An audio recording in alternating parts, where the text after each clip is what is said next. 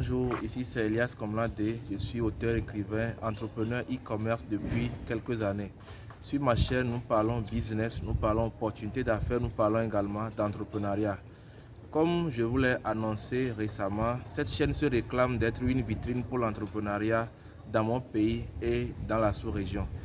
Et c'est dans cette optique qu'aujourd'hui, je vais vous faire découvrir un jeune qui fait l'élevage de lapins. Donc je vous amène aujourd'hui à la découverte de ce jeune qui a commencé l'élevage des lapins depuis 2012 et qui a eu à acquérir un certain nombre d'années d'expérience. Je vous le fais découvrir dans quelques instants. Restez connectés. Bon, comme je vous le disais en question, je suis avec le jeune en question qui est également un aîné et je lui laisse le soin de se présenter à vous.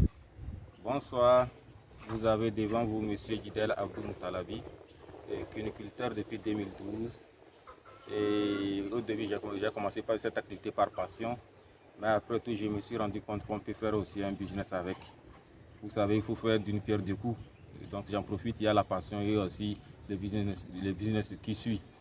Et là, je ne regrette rien d'avoir commencé cette activité. Monsieur Didéal, dites-nous d'où vous est venue l'idée d'élever les lapins ou bien d'où est-ce que vous avez eu cette idée d'élever ces animaux en question? Ok, au premier abord, c'était par passion, puisque cette passion, je l'ai héritée de ma grand-mère depuis que j'étais enfant. Et parmi nous étions nombreux, ses petits-fils, mais c'était moi qui m'intéresse plus aux animaux. Donc c'est là-bas que j'ai gagné cette passion. Et tout juste après le campus, j'ai commencé par élever quelques têtes par passion. C'était les races locales. J'ai commencé avec les races locales qui n'atteignaient pas 3 kg. C'était les races moyennes qui difficilement atteignent 3 kg. Donc là, j'élevais ça tout simplement par passion pour manger et donner à quelques amis. Mais entre-temps, j'ai découvert qu'avec cette activité, surtout avec la race moyenne, on peut en faire un grand business. Et c'est là que j'ai contacté certaines connaissances qui sont plus érudites dans le domaine et qui m'ont fait découvrir cette race. Et j'ai commencé à partir de 2012 jusqu'à ce jour. J'ai commencé avec la race moyenne et je ne le regrette pas. Avec quel budget, par exemple, on peut commencer l'élevage de lapins? Pas forcément à grande échelle, mais pour un jeune qui ne dispose pas de beaucoup de moyens, avec quel budget pourrait-il se lancer, bien évidemment, s'il a cette volonté d'entreprendre dans cette activité? Je vais vous donner mon propre exemple. Moi, j'ai commencé avec 15 000. J'ai commencé avec 15 000 et l'élevage de lapins. Comme je vous l'avais annoncé au début, c'était par passion, tout juste à acheter les animaux, les élever de temps en temps. Mais c'est par après que j'ai compris qu'il y a du business derrière. Mais je n'ai pas dit que j'ai acheté exclusivement les lapins à 5 000, 5 000. Effectivement, si moi je l'ai acheté. Mais aujourd'hui, les lapins se vendent en fonction de race. On peut vendre un seul lapin jusqu'à 20 000. Un lapin peut coûter 20 000. Tout dépend de la race que vous voulez. Maintenant, avec la race moyenne que vous avez aujourd'hui, au bout de combien de temps vous arrivez à les écouler? Déjà, tout juste à partir de la mise, on commence par comme ici, 90 jours, vous pouvez écouler votre lapin.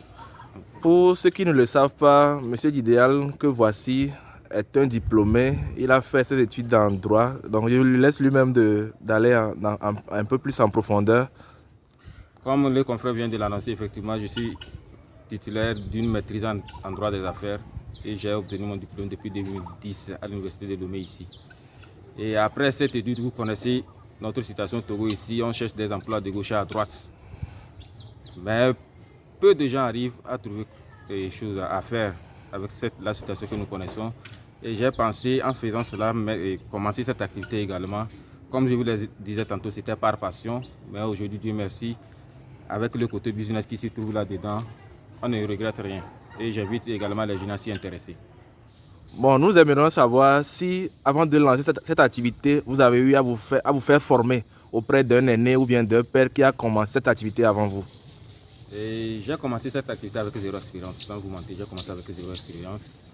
Mais au fur et à mesure que j'évolue, j'ai connu certaines difficultés qui m'ont poussé à aller me faire former en 2016. Et c'est là que j'ai acquis d'autres connaissances. J'ai acquis d'autres connaissances qui m'ont permis d'améliorer ma production.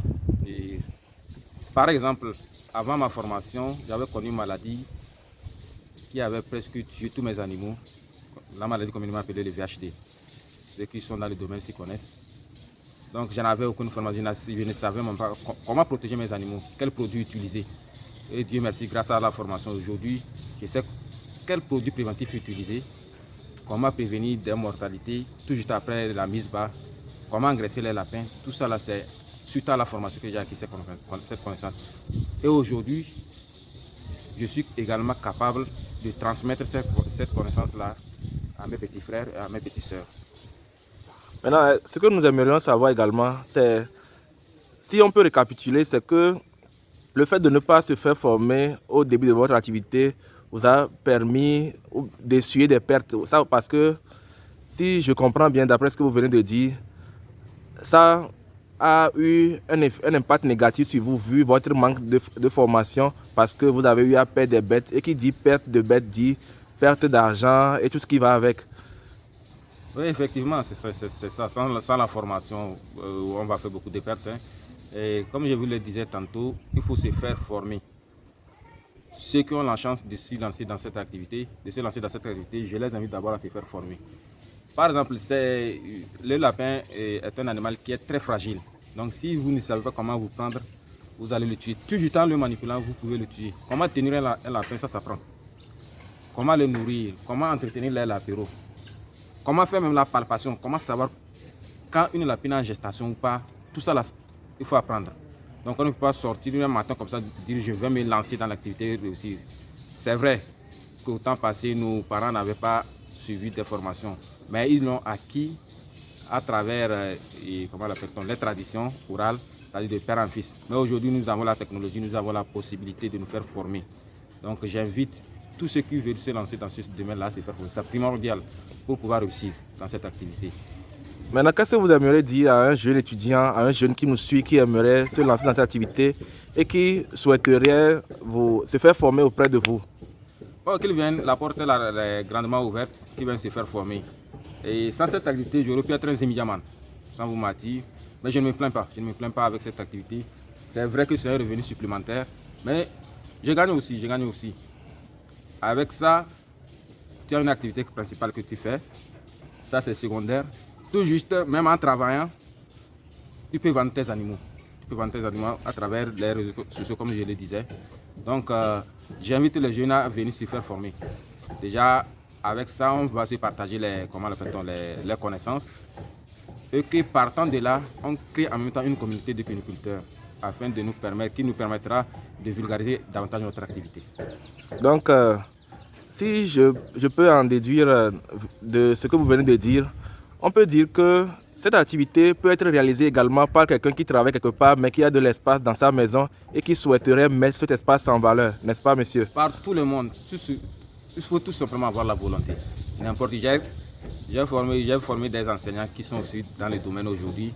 Ils vont à l'école le matin, tout juste avant de partir, ils savent quelle quantité d'aliments donner aux lapins jusqu'au soir. Le soir, quand ils rentrent aussi, c'est quelle quantité donner jusqu'au petit matin. Donc c'est une activité qu'on peut exercer facilement à titre secondaire. Il n'y a pas de difficulté et n'importe qui peut exercer cette activité. Là, j'invite les gens qui sont intéressés à s'y lancer. Vous pouvez nous dire s'il est difficile de trouver les nutriments pour l'élevage des lapins à Lomé? Et je dirais que l'alimentation est la pierre angulaire de cette activité. Si vous maîtrisez l'alimentation, vous aurez un bon rendement. Mais le problème auquel nous sommes confrontés ici à Lomé, c'est qu'il n'y a pas une usine qui fabrique des aliments ici, des lapins à Lomé ici. Tout est importé du Bénin. Et il y a des services agréés qui sont là pour distribuer ces produits. Et c'est les difficultés auxquelles nous sommes confrontés ici. Donc, nous pensons présentement créer une coopérative. Pourquoi pas aller soumettre notre doléance au ministère de l'Agriculture afin qu'on puisse se pencher également sur ce domaine de cuniculture, afin de nous soulager. Parce qu'il faut savoir que l'alimentation dans la cuniculture pompe beaucoup d'argent. Et si vous ne faites pas attention, vous allez faire beaucoup de pertes. Donc ça nous importe beaucoup. Et cela me pousse à également revenir sur le volet formation. Même à défaut d'aller payer un aliment complet, on peut avec des formules préparer son propre aliment. Mais il faut se faire former. Est-ce que vous pouvez nous dire si ça vous arrive que vous n'avez pas cette capacité de satisfaire la demande de vos clients? Oui, effectivement, nous sommes confrontés à ce problème. Et le domaine oui, le domaine de la culture est présentement vierge, c'est-à-dire le terrain vierge. Il y a seulement peu de jeunes Togolais qui exercent cette activité. Donc à cela, nous sommes confrontés à cette situation. Mais d'habitude, qu'est-ce que je fais? Si je n'en ai pas, je contacte les jeunes que j'ai formés entre-temps. Ils en ont, donc ils me balancent les animaux pour que je puisse écouler. En récapitulatif, on peut même dire qu'aujourd'hui, pour quelqu'un qui veut se lancer dans la vente, la production et la vente des nutriments des lapins, il a de l'opportunité. Vous confirmez cela? Je confirme cela, puisque nous éprouvons beaucoup de difficultés en ce qui concerne la fabrication des aliments. Puisque seulement, sans matériaux, à Lomé ici, je ne connais qu'une seule machine qui forme des aliments granuleuses. Toutes les autres machines, toutes les autres structures de formation ne fabriquent que des aliments farineux destinés aux volailles. Vous savez que si l'aliment est trop farineux pour les lapins, c'est un souci. Parce que parfois, le fait pour eux d'inhaler de la poudre, ça peut créer un problème pour eux. Ce que moi j'ai aimé tout au long de notre échange, c'est qu'en dehors des lapins, vous avez également des poules, il y a des pentados, il y a même des dindons. Et je trouve cela très bien. Et cela m'a encore encouragé. Pour ceux qui ne le savent pas, moi personnellement, dans ma jeunesse ou bien dans mon enfance, j'étais berger de moutons. Et c'est cela même qui m'a permis de faire des études parce que mon papa, à qui je rends un hommage, il est toujours là. Lorsqu'il m'envoyait paître les troupeaux, il m'obligeait à aller avec mes cahiers de leçons. Et ce qui me permettait également, non seulement de paître les troupeaux là, mais d'apprendre. Et ceux qui ont eu à me connaître sur les bancs peuvent témoigner à quel point j'étais un étudiant ou bien un élève assidu et travailleur. Donc, vu les expositions qu'il a eu à faire, vu sa passion dans le domaine, aujourd'hui il a de l'expérience à faire valoir. Et c'est en cela que nous interpellons la jeunesse qui aimerait se faire former à contacter le numéro que nous allons afficher dans la barre de description. Et pour ceux également qui aimeraient acheter la viande de lapin, et ils vont également le contacter à travers ce canal pour les dindons et les pintades. Il en a également. Donc nous tenons à le remercier pour le temps qu'il nous a accordé tout au long de cet échange et nous vous invitons à soutenir son initiative qui fera bien évidemment évoluer ce secteur au Togo, puisque d'après ses dires, le secteur de l'élevage des lapins demeure un terrain vierge dans notre pays.